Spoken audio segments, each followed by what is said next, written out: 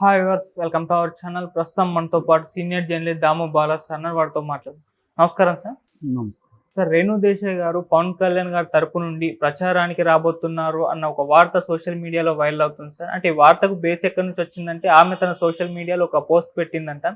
దానివల్లే ఈ వార్త పుట్టిందని అంటున్నారు. మరి ఆ పోస్ట్ లో ఏముంది? మరి ఇప్పుడు ప్రచారానికి వచ్చే ఛాన్స్ ఏమన్నా కనిపిస్తున్నాయా? రేణు దేశాయ్ ఆమె సోషల్ మీడియాలో వెరీ యాక్టివ్గా ఉంటుంది. రెండోది ఏంటంటే మామూలుగా అయితే పవన్ కళ్యాణ్ మొదటి భార్య నందిని ఆమె ఎక్కడ కనిపించదు.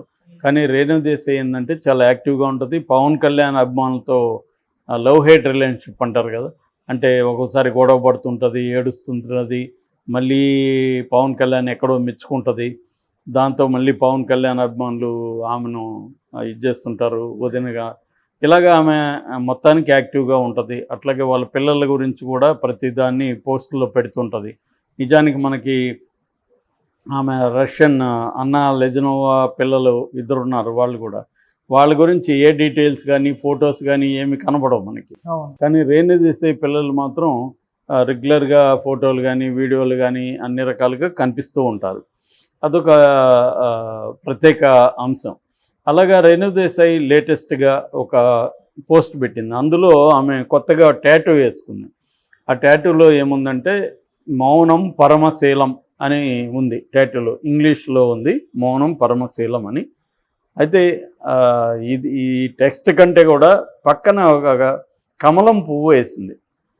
దాంతో అందరూ కూడా కమలం పువ్వు అంటే ఎవరిది? BJP symbol. So BJP symbol ఎందుకు వేసింది ఈమె? కాబట్టి బీజేపీ సింబల్ కూటమి సింబల్ కాబట్టి కూటమి తరపున ఈమె ప్రచారం మొదలుపెట్టింది. బీజేపీకి ఓటేయమనే కదా ఆమె అడుగుతున్నది అని ఒక చర్చ స్టార్ట్ అయింది.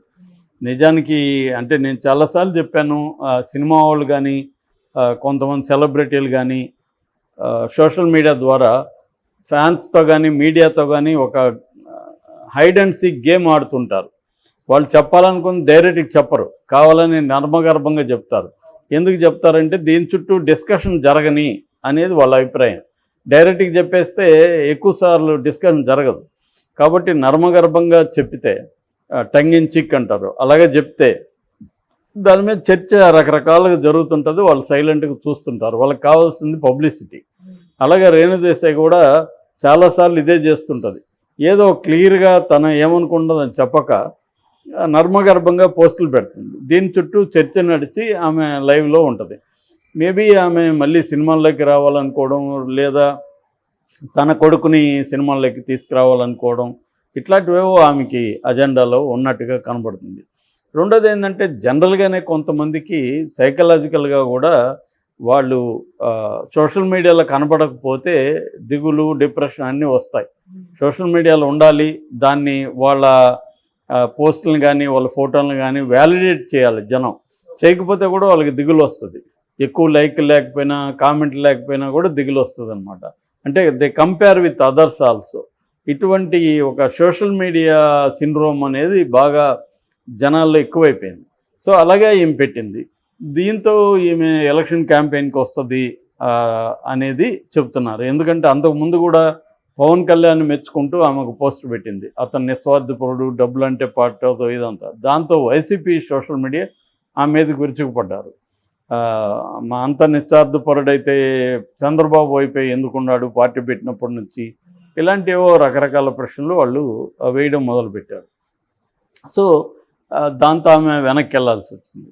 అంటే ఆమె పవన్ కళ్యాణ్ అభిమానుల దగ్గర తిట్లు తింటుంటుంది, పవన్ కళ్యాణ్కి వ్యతిరేకులైన వాళ్ళ దగ్గర తిట్లు తింటుంటుంది. సో జనరల్గా అది దానివల్ల ఆమె చాలా సఫర్ అవుతుంటుంది, బాధపడుతూ కూడా ఉంటుంది. కానీ అట్లని సైలెంట్గా ఉంటుందా? ఉండదు. మళ్ళీ సోషల్ మీడియాలో ఏదో ఒక పోస్ట్ పెట్టింది. ఇప్పుడు ఆమె ట్యాట్ వేసుకుంది, మంచిదే. దాన్ని వీడియో తీసి ఎందుకు పెట్టింది? తెలుసు కదా ఆమెకి ఇదంతా వస్తుందని, రావాలనే పెట్టింటుంది. సో ఆమె పెట్టింది మౌనం శీలం పరం అంటే అర్థం మౌనం అనేది బెస్ట్ క్యారెక్టర్ అని. అది అట్లా చాలా ఉన్నాయి. శీలం పరం ధర్మం అని, అంటే క్యారెక్టర్ ఇస్ ద బెస్ట్ వెర్చ్యూ. ఇట్లా రకరకాలుగా ఉంటాయన్నమాట. మామూలుగా టాటూలు వేసుకునే వాళ్ళు ఈ మధ్య ఎక్కువగా సాంస్క్రిట్ లాంగ్వేజ్ని వాడుతున్నారు అందరికి అర్థం కాకుండా. తోమేమహం కావచ్చు, ఇట్లాంటి రకరకాల సాంస్క్రిట్ ఫ్రేజెస్ ఉంటాయి కదా, ఆ ఫ్రేజెస్ని వాళ్ళు ఎక్కువ వాడతారనమాట. సో అదొక మిస్టిక్గా ఉంటుంది, ఇంట్రెస్టింగ్గా ఉంటుంది అని. రెండోది అర్థం ఈజీగా తెలిసిపోకుండా అందరూ కూడా ఆలోచించాలి, మౌనం శైలం పరం అంటే ఏంటి అని గూగుల్లో వెతకడం ఇవన్నీ చేయాలి అనేది వాళ్ళ ఉద్దేశం. సో ఇలాంటివి ఆమె పెట్టుకుంది. మరి పువ్వు ఎందుకు పెట్టుకునేదంటే, మామూలుగా కమలం అనేది బీజేపీ సింబల్ కావచ్చు, కానీ కమలం అనేది ఇండియన్ మైథాలజీలో, ఇండియన్ సింబల్స్లో కమలం అనేది వెరీ ఇంపార్టెంట్. ఎందుకంటే లక్ష్మీదేవి కమలం మీద, లేకపోతే సరస్వతీదేవి కమలం మీద కూర్చోవడం, ఇలాగ కమలం అనేది ఒక ఇంపార్టెంట్ ఫ్లవర్ ఇండియన్ మైథాలజికల్ ఐకనోగ్రఫీలో. కాబట్టి అదేది బీజేపీకి అనేది చెప్పలేం మనం. ఆమె బీజేపీకి అయిన చెప్పుంటే ఆమె డైరెక్ట్గా చెప్పేది కదా. సో రెండోది, ఆమెను క్యాంపెయిన్కి తీసుకొస్తాడా పవన్ కళ్యాణ్? తీసుకొస్తే ఇంక నా గొడవలు అవుతాయి.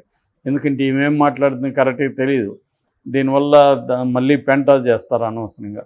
రెండోది, ఆల్రెడీ పవన్ కళ్యాణ్ మీద వైసీపీ వాళ్ళు ఏమంటే, ఇతను నిలకడ లేని వ్యక్తి, పార్టీలో నిలకడ లేదు, పర్సనల్ లైఫ్లో కూడా నిలకడ లేదు, భార్యను మారుస్తుంటాడు,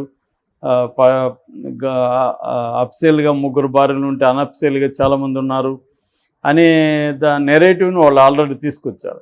ఇప్పుడు కానీ ఈమె వచ్చిందనుకో, మళ్ళీ అవన్నీ బయటకు వస్తాయి, మళ్ళీ ఆ విషయాలన్నీ తీస్తారు, ఈమెని హర్ట్ చేస్తారు, పవన్ కళ్యాణ్ని దాన్ని ఉపయోగించుకొని మళ్ళీ చేస్తారు. ఈమె అనప్సేల్ భార్యను తీసుకొచ్చాడు, విడాకులు ఇచ్చిన ఆమెను తీసుకొచ్చాడు. నిజానికి అప్సేల్ భార్య ఏమైంది, ఆమెకు కూడా విడాకులు ఇచ్చేసాడా, విడాకులు ఇచ్చి మళ్ళీ రేణు దేశాయ్తో ఉంటున్నాడా, ఇలాంటి నెరేటివ్స్ అన్నీ వీళ్ళు తీసుకొస్తారు.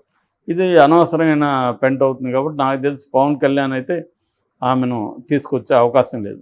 కాకపోతే ఏంటంటే, పవన్ కళ్యాణ్ స్టార్ క్యాంపెయినర్లు కూడా పెద్దగా ఎవరు లేరు.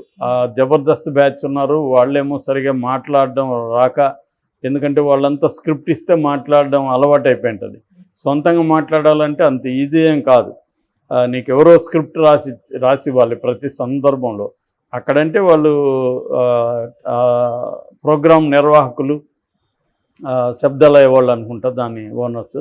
సో వాళ్ళు స్క్రిప్ట్ రాసిచ్చడానికి స్క్రిప్ట్ రైటర్లను పెడతారు. ఇక్కడ స్క్రిప్ట్ రైటర్లు ఉన్నట్లేదు. అందుకని మొన్న చూసాము, మా ఆది కానీ ఇంకొక అతను శంకర్ అనుకుంటా అతని పేరు, అతను కానీ వీళ్ళందరూ విచిత్రంగా మాట్లాడి ట్రోల్కి గురవుతున్నారు. అంటే పవన్ కళ్యాణ్ చూడడానికి ప్రపంచవ్యాప్తంగా ఇక్కడికి వస్తారని ఒక అతను అంటే, ఇంకొక అతనేమో ప్రపంచవ్యాప్తంగా ఉండే అందరూ వచ్చి క్యాంపెయిన్ చేయాలి, చివరికి జగన్ కూడా చేయాలని అతను శంకర్ అనడం, ఇవన్నీ ట్రోల్స్కి గురవుతున్నాయి యాక్చువల్గా. సో పవన్ కళ్యాణ్ ఆ ఇబ్బంది ఉంది. పవన్ కళ్యాణ్ నిజానికి అతనికి ఏమో 1 డజన్ మంది హీరోలు ఉన్నారు వాళ్ళ ఇంట్లోనే, బట్ వాళ్ళందరినీ తీసుకురావడానికి ఇబ్బందిగా ఉంది. ఎందుకంటే వాళ్లకు సినిమా కెరీర్ ఇంపార్టెంట్, వాళ్ళు ఏమో రాజకీయాల్లో లేరు. సో ఇప్పుడు ఈయన కోసం వచ్చి వాళ్ళు క్యాంపెయిన్ చేస్తే వాళ్ళ అభిమానులు చీలిపోతారు. రెండోది, వైసీపీ వాళ్ళు వాళ్ళని విపరీతంగా అటాక్ చేస్తారు. ఆ మేరకి వాళ్ళ డిస్టర్బ్ అవుతుంది కెరియర్స్. సో అందుకని చిరంజీవి గారు కూడా రావట్లేదు. చిరంజీవి కూడా ఏంటంటే, నేను సినిమాలకే పరిమితం అని, రాజకీయాలకి రానని డిక్లేర్ చేశాడు. వాళ్ళు ఏంటంటే మోరల్గా కావచ్చు, లేదా ఫైనాన్షియల్గా కావచ్చు, ఇంకో రకంగా పవన్ కళ్యాణ్ సపోర్ట్ చేస్తారు తప్ప, వాళ్ళు ప్రత్యక్షంగా క్యాంపెయిన్కి అయితే వద్దనేది పవన్ కళ్యాణే చెప్పినట్టుగా తెలుస్తుంది. ఎందుకంటే పవన్ కళ్యాణ్కి తెలుసు కాబట్టి ఇక్కడున్న రాజకీయ పరిస్థితులు, అనవసరంగా వాళ్ళని లాగి వాళ్ళ కెరీర్ని డిస్టర్బ్ చేయడం ఎందుకు అనేది పవన్ కళ్యాణ్ అనుకున్నట్టుగా తెలుస్తుంది. నిజానికి పవన్ కళ్యాణే స్టార్ క్యాంపెయినరు తెలుగుదేశానికి కూడా. కాకపోతే ఏంటంటే, మంచి ఎండలో ఉండడం భయంకరంగా, దానివల్ల పవన్ కళ్యాణ్ ఎండలో కాసేపు తిరిగితే అతను హెల్త్ ఇష్యూస్ వస్తున్నాయి. అందువల్ల తను తెలుగుదేశానికి గట్టిగా ఉపయోగపడలేకపోతున్నాడు, జనసేనకు కూడా ఉపయోగపడలేకపోతున్నాడు. ఇటువంటి ఇష్యూస్ ఉన్నాయి. సో ఈ కాంటెక్స్లో రేణు దేశాయిని క్యాంపెయినర్గా దింపుతారని నేనైతే అనుకోవట్లేదు. దింపితే మాత్రం రకరకాల ఇష్యూస్ వస్తాయి. ఒక ఆయుధం దొరికినట్టు అవుతుంది వైసీపీ వాళ్ళకి. ఆమె పాత వీడియోలు, ఈమె పవన్ కళ్యాణ్ మీద ఏమేమి పెట్టింది గతంలో, నాతో కాపురం చేస్తూ ఇంకొక ఆమెతో బెడ్ని కన్నాడు, ఇవన్నీ బయటికి తీస్తారు కదా వాళ్ళు. తీసి ఇప్పుడేం చెప్పింది అప్పుడేం చెప్పింది అని పెడతారు. సో ఈ గొడవంతా ఎందుకని పవన్ కళ్యాణ్ కూడా దానికి ఒప్పుకోకపోవచ్చు. ఒకవేళ ఆమె ఒప్పుకున్నా కూడా